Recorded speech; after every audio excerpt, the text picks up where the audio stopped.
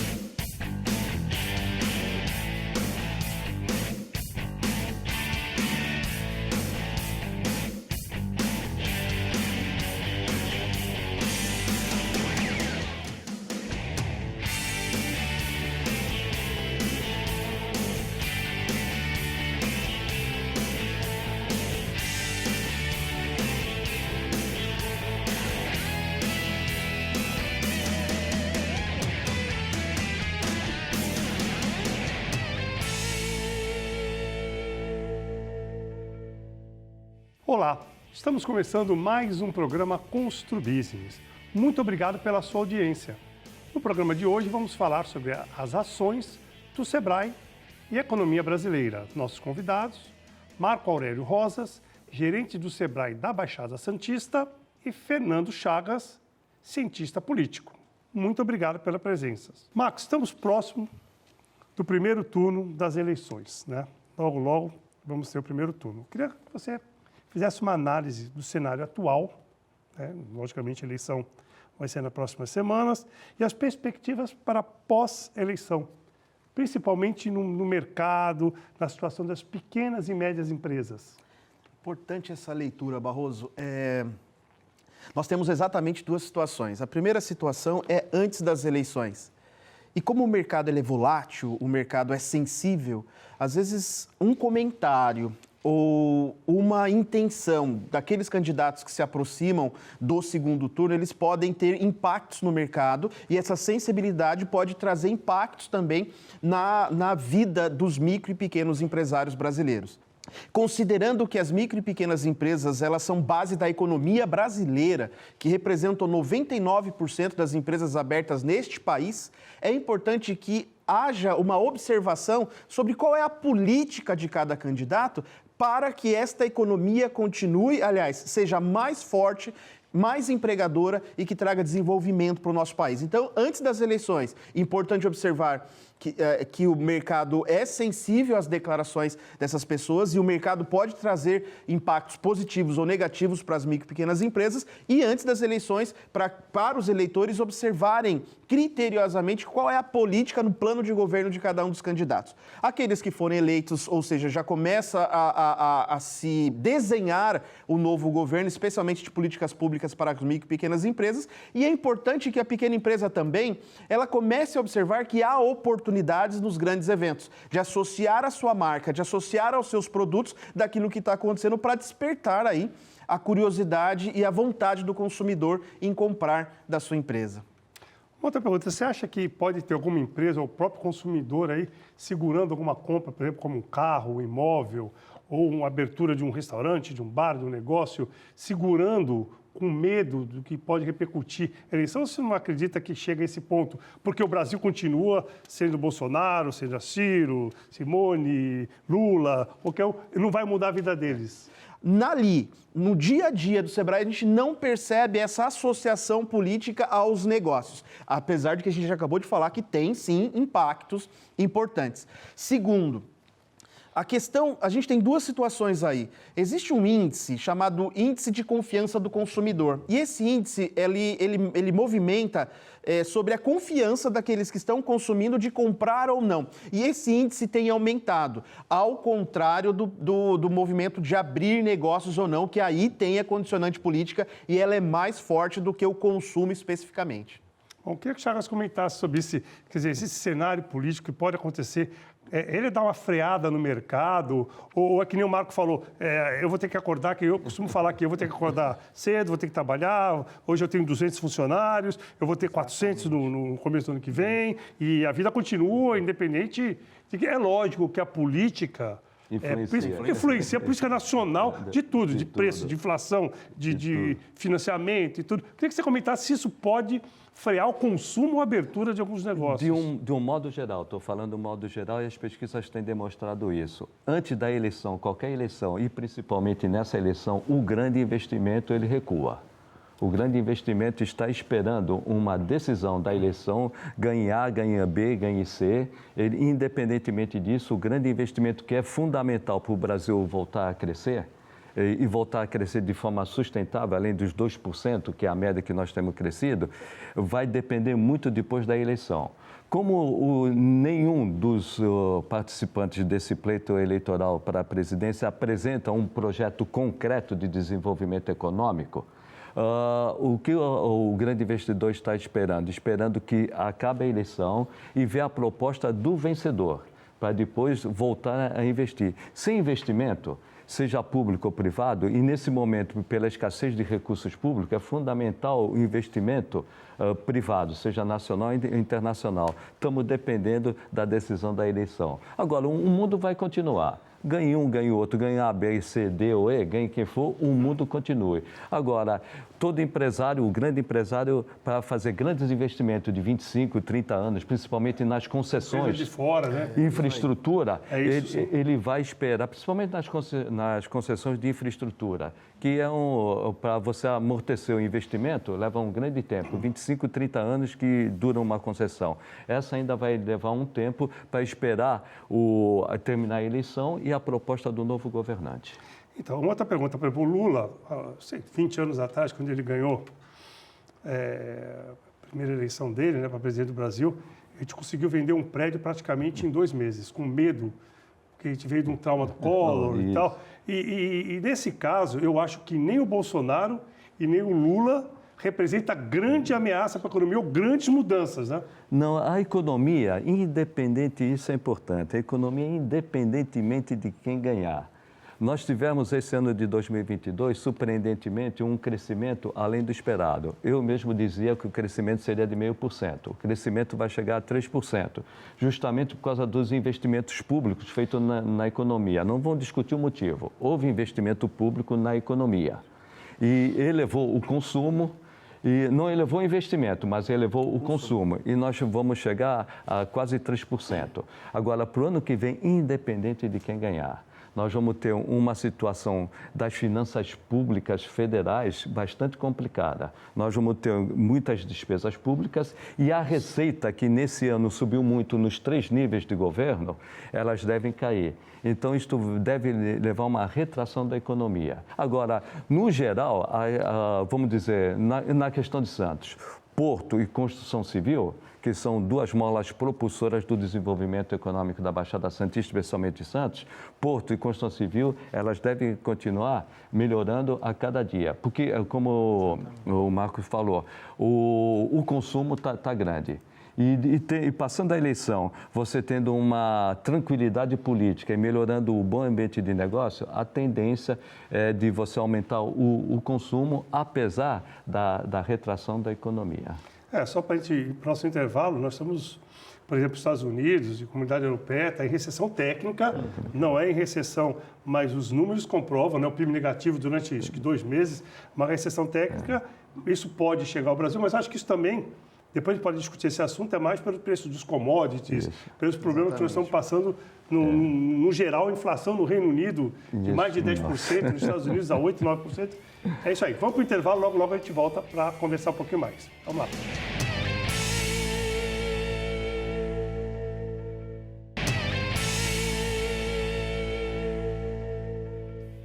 Estamos de volta para o segundo bloco do programa Constru Business. Hoje, nossos convidados, Marco Aurélio Rosas, gerente do Sebrae da Baixada Santista, e Fernando Chagas, cientista político. Nós estamos falando sobre as ações do Sebrae e sobre a economia brasileira. Marcos, os números apresentam uma diminuição do desemprego, surpreendentemente, né? Apesar de tudo que a gente vem vendo, o desemprego vem caindo mês a mês, né? Contudo, também apresenta um aumento das atividades informais. Como resolver essa equação, trazendo os trabalhadores para a formalidade? Isso é importante, né? Parece uma dubiedade, né? Ou seja, a gente aumenta o número de empregos por conta desse investimento, esse consumo que tem aumentado, e, por sua vez, aumenta a informalidade. Até antes do advento da lei do microempreendedor individual, a gente tinha um número no Sebrae que para cada um formal a gente tinha 3 informais no Brasil. Era de 1 para 3. Aí nós tivemos um advento do microempreendedor individual, que é uma modalidade de empresa mais simples, que não requer o contador, onde a grande parte dos impostos está relacionada ao próprio Seguridade Social ou INSS daquele que faz ou presta seu próprio serviço ou vende um produto especificamente. E há uma situação que nos chama muito a atenção nesse movimento. O microempreendedor individual, essa modalidade de negócios, ela foi firmada para trazer, para tirar da margem da sociedade esses informais e colocá-los numa situação de inclusão. Por exemplo, volto a dizer, 99% dos impostos pagos pelo MEI é para fins de aposentadoria, para a Seguridade Social do próprio prestador de serviço. Ocorre que 52% dos MEIs da nossa região que se formalizaram como MEI estão inadimplentes com seus impostos. Portanto, eles saem de uma situação informal e entram numa situação de não pagamento dos seus impostos. Portanto, se a grande parte desses impostos é INSS, hoje ele não tem mais essa seguridade por conta desse movimento. Portanto, chamando a atenção para aqueles que estão formais, estão irregulares, não recolheram seus impostos, que procurem o Sebrae para regularizar até para fins de seguridade social daqueles que estão nos vendo neste momento. Muito bom. Ô, Chagas, você falando nisso, a receita da prefeitura, ela vem aumentando com pós-pandemia? Essa é a primeira pergunta. E a segunda, eu queria saber que os governos nas 3 esferas, né, municipal, estadual, federal, podem fazer, né, ou poderiam fazer, para diminuir essa informalidade. Primeiro eu quero saber como é que está a receita da prefeitura. Olha, ocorreu um fenômeno após a pandemia. Houve um crescimento até surpreendente da economia, principalmente na prestação de serviço. E na prestação de serviço levada pela microempresa e empresa de pequeno porte. Isso é importante salientar. Não foi a indústria, foi a prestação de serviço. E surpreendeu. União, estados e municípios tiveram, durante o ano de 2022, uma arrecadação que a recorde, pelo menos desde a redemocratização do país. Santos tem uma arrecadação muito boa devido ao ISS do Porto e da construção civil também. Enquanto o mundo ainda estiver consumindo commodities, principalmente alimentos, o Porto de Santos vai bem e reflete na arrecadação do ISS. E a construção civil é fundamental para a arrecadação do ISS Sem contar o IPTU, né? Que a gente cortar, você pega 4 casas, você transforma, que nem no meu caso lá, em 140 uma torre. Apartamentos. Né? Então, o IPTU... Muitos municípios se surpreendem com a arrecadação do ISS e do município de Santos. Felizmente, o município de Santos pode devolver isso para a população, principalmente em assistência social. Quando eu digo assistência social, saúde, educação e a própria assistência social. Então, a arrecadação de Santos vai muito bem.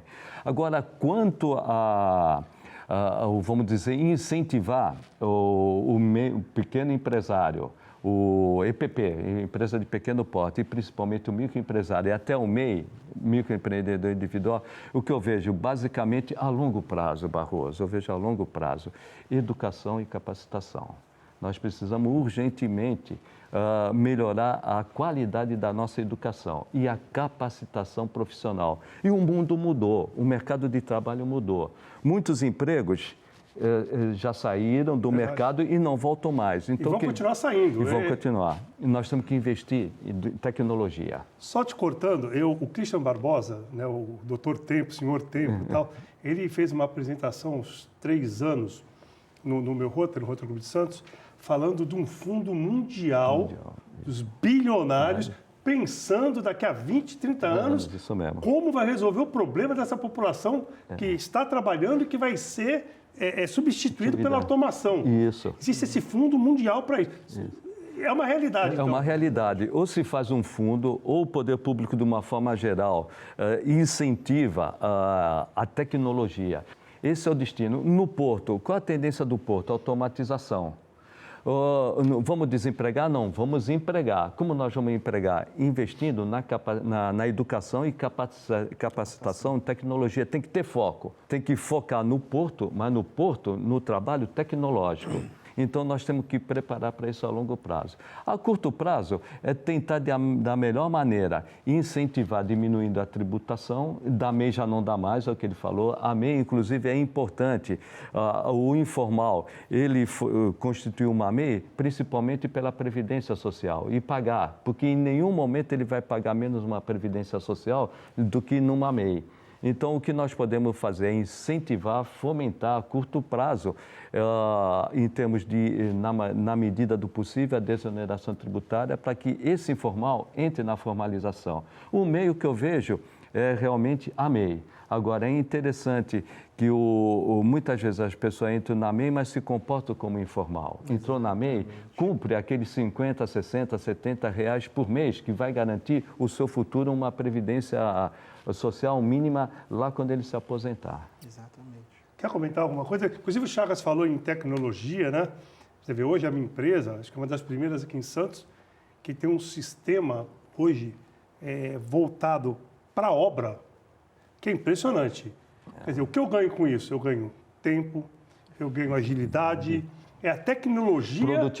Produtividade absurda, não tem falta de material, não tem atraso, não tem... E outra coisa, fora isso, a gente também tem um app, que é a primeira empresa de Santos, que você consegue entrar em contato com um condômino sem ele precisar abrir o site. Então, ele consegue fazer escolha de material, de piso, quando ele acompanha a obra, ele vê foto, na palma da mão, ele assina o contrato, ele tem o contrato, ele tem o memorial descritivo, ele tem... Quer dizer, isso é que você falou, a tecnologia... Quer dizer, eu, por exemplo, posso ter desempregado um funcionário, 2, 3, ou 10, mas eu contratei não sei quantos para alimentar esse sistema e uma empresa com 80 funcionários para desenvolver esse sistema...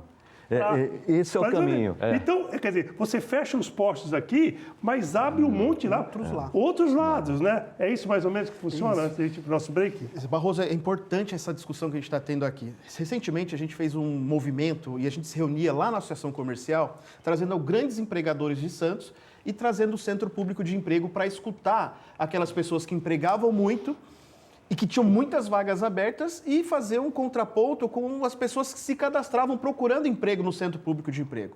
Naquela oportunidade, nas empresas que estavam ali, a gente tinha cerca de 5 mil vagas abertas e nós tínhamos cerca de 7 mil pessoas cadastradas que procurando emprego lá no Centro Público de Emprego. E aí a gente começou a chegar a uma conclusão de que a gente precisa só calibrar exatamente o que você falou. De repente eu desemprego uma pessoa aqui, mas tem 5 ou 6 cuidando de um sistema que vai gerar maior produtividade para você. Então é só um cenário que precisa ser calibrado e assim, é importante pensarmos nisso neste momento, porque de repente não vale a pena investirmos em formação de uma área específica, mas de repente em outra área que tem uma certa empregabilidade maior e a gente equilibrar o jogo para diminuir o número de desempregados, exatamente nesse exemplo que você deu. É por isso que a gente fala, tipo, intervalo, TI. É o futuro, nessa parte de tecnologia. A gente está empregando muita gente, está salvando muita gente e outras áreas que antigamente a gente não ouvia falar. Quando eu me formei, o que é TI? Ninguém sabia, né? Isso aí. Então vamos para o nosso intervalo, logo estaremos de volta.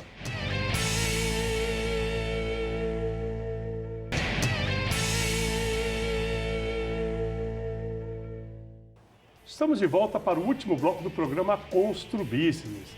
Hoje estamos falando sobre a ação do Sebrae, ou ações do Sebrae e economia brasileira. Nossos convidados, Marco Aurélio Rosas, gerente do Sebrae da Baixada Santista, e Fernando Chagas, cientista político. Marco, o Sebrae recentemente está com um programa de TV, né, um canal de TV, melhor dizendo. Queria saber o foco desse programa de TV, desse canal, objetivo, o que vocês estão tratando nesse canal. É importante, né? Tem um canal hoje lançado pelo Sebrae Nacional, chamado Canal Empreender. E a ideia desse canal é incentivar o que a gente chama de cultura empreendedora. E é importante destacar isso, né? No jargão ou no entendimento popular, parece que quem monta uma empresa é empreendedor e não é bem assim. A questão de empreendedor está ligada a comportamento, né? Ou seja, está ligado a características. É importante, e aí há uma análise do Sebrae, que aqueles que empreendem com características empreendedoras, eles diminuem muito o índice de quebra, o índice de fechamento de empresas, aqueles que abram com essa característica. E é importante destacar isso. Em alguns casos, por exemplo, eu vejo pessoas que trabalham no poder público, por exemplo, que têm características empreendedoras. Por outro lado, a gente tem muitos empresários que não são empreendedores. Voltando a dizer, porque empreendedorismo é cultura. Então, a primeira premissa desse canal, incentivar a cultura empreendedora nas escolas, com os professores, desde a educação básica até aqueles que estão nos ouvindo agora e que pensam em montar uma empresa, para que a cultura empreendedora possa ser incutida, elas possam ser internalizadas e ela possa gerar empresas mais sólidas e não aquelas que entram naquele rol de quebra de empresas nos primeiros 2 anos de existência. Muito bom. Chagas, eu vou voltar um pouco nesse assunto, né? Como conviver com as taxas de juros altas, com o fantasma da inflação, né? Com combate à inflação, aumentando a taxa de juros. A gente já conversou até onde esse aperto vai para não desmoronar a nossa economia. Porque no primeiro momento, Chagas, se a gente parar para pensar, você vê, pô, eu vou sair, vou comprar um terreno, vou investir lá, sei, X no terreno. Hoje está rendendo, meu dinheiro podia estar rendendo 1,2%, 1% ao mês, né? No final, vamos investir não sei quantos milhões numa obra. Você tem todo o risco e tudo, eu podendo ganhar 13%, 14%, 15% ao ano. Até onde esse aperto, esse aumento de juros vai conseguir combater a inflação e não vai matar a economia, o interesse de alguém produzir no Brasil. Porque a 15% ao ano, quem é que vai querer produzir hoje? Então, até onde vai isso? Olha, passada a eleição, que isso é importante, ganhe quem ganhar, vai precisar criar um bom ambiente de negócio e segurança jurídica. Isso é fundamental. Investimento em educação, capacitação e tecnologia para atrair, melhorar a produtividade do Brasil. Isso é de um lado. Do outro lado, fundamental, equilibrar as contas públicas. Gastar apenas aquilo que arrecada. Enquanto não fizer isso, seja lá quem for, enquanto não tiver o equilíbrio fiscal do Brasil, o que é equilíbrio fiscal? Só gasta o que arrecada. Estamos furando o teto faz tempo. Né? Furar o teto. Temos que, inclusive, buscar uma outra âncora para o teto, que o teto ele já foi desmoralizado. Até entendo o porquê que isso foi, porque o teto ele foi tão inflexível que foi obrigado uma vez a furar. Agora precisa de uma outra âncora que garanta receita e despesa equilibrada. Quando isto ocorrer, receita e despesa equilibrada, bom ambiente de negócio, tranquilidade política e segurança jurídica... Será que nós vamos estar vivos para ver isso, Chagas? Pelo amor de Deus, nós vamos viver para ver isso? Aí vai cair. A inflação, caindo a inflação, cai a taxa de juros, a economia pode sair desse crescimento médio de 2% que tem condenado o nosso crescimento. Tem um ponto que pode ajudar a queda da inflação, a recessão no mundo, que vai na Europa por questão de energia e na questão dos Estados Unidos foi uma falta de oferta. É ruim porque o Brasil também cai quando a economia cair. Porém, nesse momento, é interessante que a inflação no mundo caia com a desaceleração da economia, para depois a gente acertar essa casa que você falou, não sei se nós vamos estar vivos, para que a gente tenha uma economia crescendo a 4%, taxa de juros baixas, a negativa ou 0,5%, 1%, e uma inflação de 2%, 3%. É o sonho, né? Vamos para a última pergunta para o Marcos, nós estamos no final do programa, né? Quais as precauções que o empresário deve ter quando ele toma um empréstimo, né? O Sebrae dá inclusive, esse suporte, né, para os empresários, né? Nós temos 1 minuto para... Tá. E essa resposta está na primeira pergunta e na indagação que você fez agora para o Chagas, né? Quando a gente tem um aumento de taxa de juros, isso automaticamente aumenta... Aliás, quando a gente aumenta a taxa Selic, a taxa de juros no empréstimo, ela realmente tende a aumentar. E ela passa a ser um vilão ao invés de ser um aliado. Portanto, quais os cuidados hoje para o micro e pequeno empresário que procura um empréstimo? Primeiro, observar as taxas de juros, observar quais são as premissas dos bancos e, em algum momento, planejar isso. Porque quando você tem tempo para planejar esse investimento ou esse capital de giro, você pode ir atrás de taxas subsidiadas, por exemplo, como é o caso do Pronamp, como é outros casos de Caixa Econômica Federal e Banco do Brasil, e que requer tempo para que você adquira esse crédito, e aí você pode ter o crédito, de fato, como aliado e não como vilão, como a gente acabou de ver aqui na aula do Chagas e do Barroso. Muito bom. Chegamos ao final do nosso programa, daria mais outro programa aqui, mas vocês vão ser convidados para voltar aqui. Acho que o Marcos já veio umas 2 vezes, o Chagas já veio várias vezes também. Foi muito bom, quero muito agradecer você, Marco, você, Chagas, a audiência do nosso telespectador, e dizer que na próxima semana estaremos de volta, se Deus quiser. Grande abraço e até lá.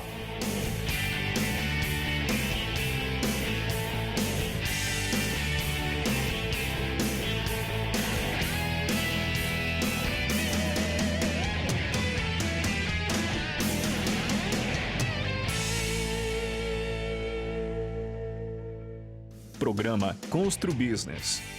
Constru Business. Oferecimento Ingeplus Construtora e Incorporadora.